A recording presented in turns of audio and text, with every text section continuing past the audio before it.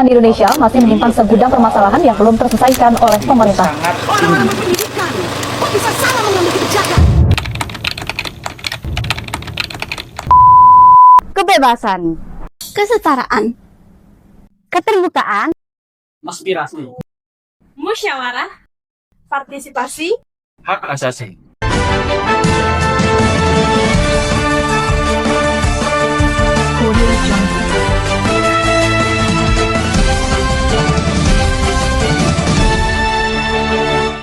demokrasi.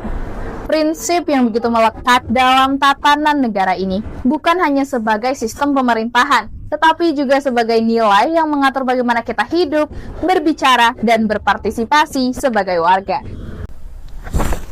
Berbicara tentang demokrasi, banyak orang langsung berpikir tentang pemilihan umum, debat politik, atau suara mayoritas. Padahal demokrasi lebih dari sekedar memilih setiap 5 tahun. Tahukah kalian, demokrasi yang kita kenal hari ini punya perjalanan panjang. Awal munculnya di Athena, Yunani, sekitar tahun 508 sebelum Masehi. Saat itu, rakyat bangkit menolak tirani pemerintahan yang sewenang-wenang. Mereka menuntut hak untuk bicara, memilih, dan ikut menentukan keputusan. Itulah titik lahirnya sistem yang memberi ruang bagi suara rakyat. Secara etimologis, demokrasi berasal dari bahasa Yunani, demos yang berarti rakyat dan kratos yang berarti kekuasaan, sehingga secara harfiah menjadi kekuasaan rakyat. Dalam perkembangannya, demokrasi tidak hanya berhenti pada konsep kekuasaan rakyat. Ia kemudian melahirkan nilai-nilai dasar seperti keterbukaan, kesetaraan hak, partisipasi politik, serta penghormatan terhadap hak asasi manusia. Nilai-nilai inilah yang menjadi fondasi dalam menjalankan pemerintahan modern, mulai dari proses pemilihan umum, penyusunan kebijakan, hingga fungsi pengawasan oleh masyarakat.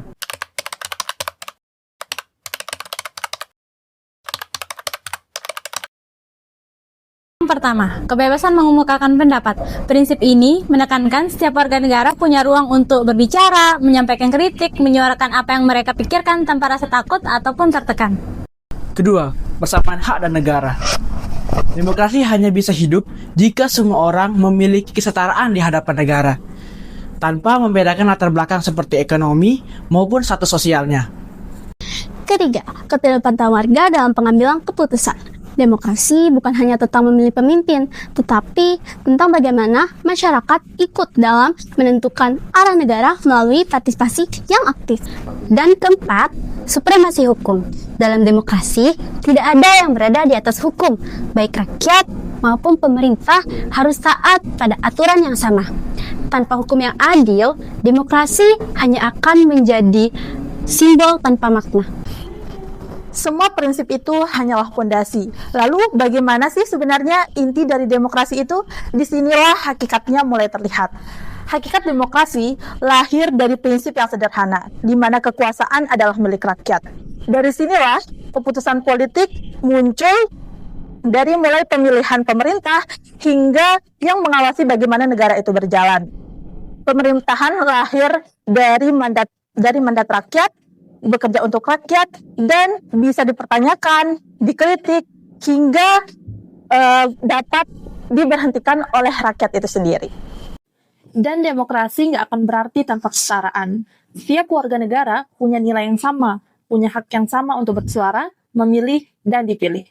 Dua hal menjaga ini tetap berjalan, kesetaraan politik dan kesetaraan di hadapan hukum. Kalau salah satunya hilang, demokrasi tinggal nama. Jika rakyat adalah sumber kekuasaan, mereka bisa membuat keputusan sendiri gitu. Bagaimana sih rakyat terlibat dalam ikut demokrasi? Nah, itu bagian menariknya. Cara rakyat berpartisipasi itu beda-beda. Ada dua jenis demokrasi. Yang pertama itu ada jenis demokrasi langsung, di mana rakyat langsung membuat keputusan politik secara langsung, biasanya melalui masyarakat kecil atau melalui pemungutan suara. Dan itulah sistem yang kita gunakan. Ngomongin soal Indonesia, sebenarnya gimana sih prospek masa depan demokrasi kita? Kalau dilihat lebih dalam, masa depan demokrasi Indonesia itu sebenarnya memiliki banyak alasan yang optimis. Kita sudah memiliki pemilu yang rutin, ruang kebebasan sipil yang semakin terbuka, dan lembaga-lembaga demokrasi yang perlahan berkembang dan diperkuat. Setelah merdeka tahun 1945, Indonesia mulai dengan demokrasi parlementer atau demokrasi liberal. Di masa ini, parlemen mempunyai pengaruh besar, kabinet sering berganti, dan politik sangat dinamis. Lalu, tahun 1959 sampai 1966, arah itu berubah drastis menjadi demokrasi terpimpin. Kekuasaan banyak terpusat di tangan presiden, dan negara bergerak dengan ruang demokrasi yang jauh lebih terbatas. Masuk ke tahun 1966 hingga 1998, kita mengenal fase demokrasi Pancasila versi Orde Baru. Di atas kertas demokrasi, tapi dalam praktiknya lebih banyak kontrol, pembatasan oposisi, dan sentralisasi kekuasaan.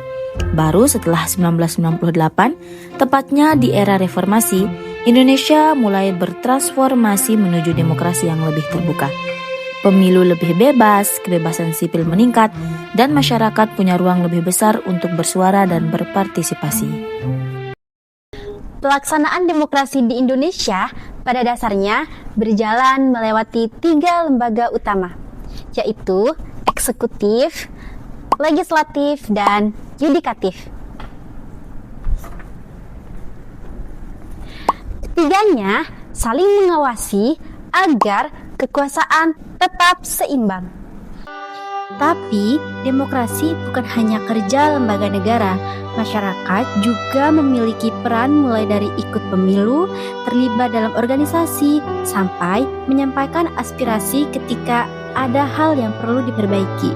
Dalam kehidupan sehari-hari, demokrasi terlihat dari hal-hal sederhana seperti kita terbiasa berdiskusi, menghargai perbedaan, dan menyelesaikan masalah melalui musyawarah.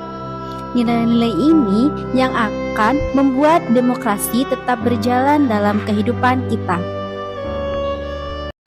Korupsi, oligarki, politisasi sara, dan polarisasi politik memperlemah kepercayaan publik. Rendahnya literasi politik, politik uang, dan intoleransi mempersempit ruang dialog sehat. Ada juga tantangan digital seperti hoax dan disinformasi yang mudah memecah belah masyarakat.